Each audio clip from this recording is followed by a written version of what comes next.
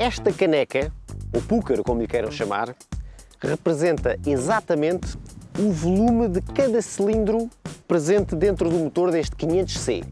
E com apenas duas canecas, ou melhor, dois cilindros que totalizam 875 cm3 e graças à ajuda de um turbo, este microscópico motor Twin Air debita nada mais, nada menos do que 105 cavalos.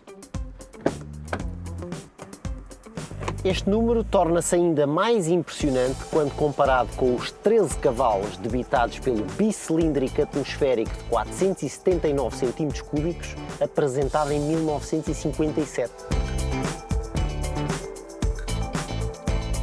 O 500 é o típico carro pequeno.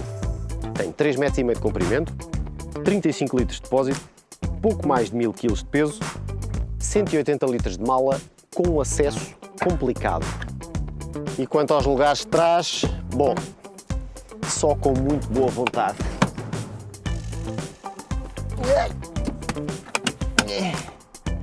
Onde este 500C não é nada pequeno é na dotação de equipamento e na generosa lista de opcionais.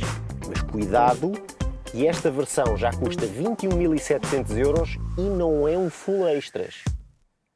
Com um design que constitui, na minha opinião, um dos fenómenos de revivalismo mais bem-sucedido dentro do mundo automóvel, o interior não lhe podia ficar atrás e é de uma elegância inquestionável.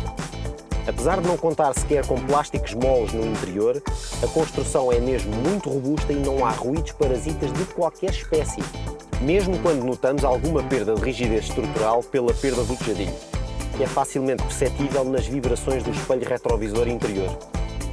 O teto retrátil em lona, completamente elétrico, torna o ambiente a bordo num verdadeiro espetáculo de luz. Se bem que dos 90, 100 para cima, é melhor esquecer a conversa.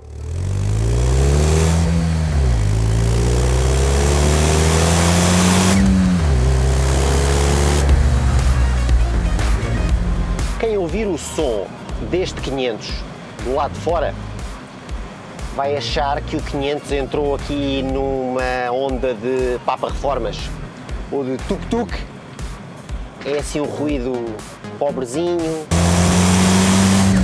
desprovido de encanto.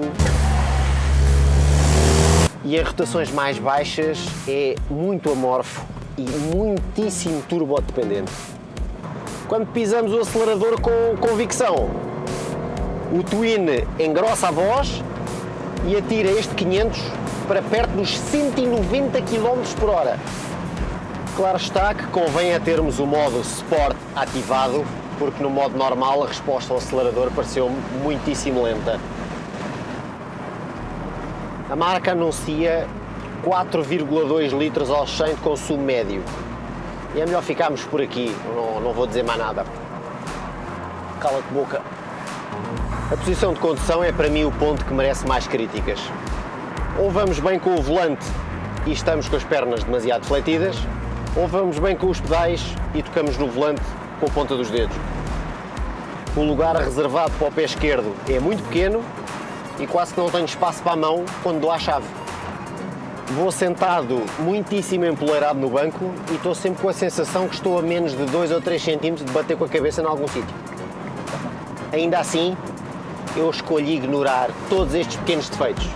E agora digam-me lá sinceramente, este carro tem ou não tem uma pinta dos diabos? Tem uma pinta dos diabos. Este carro tem um ar fantástico.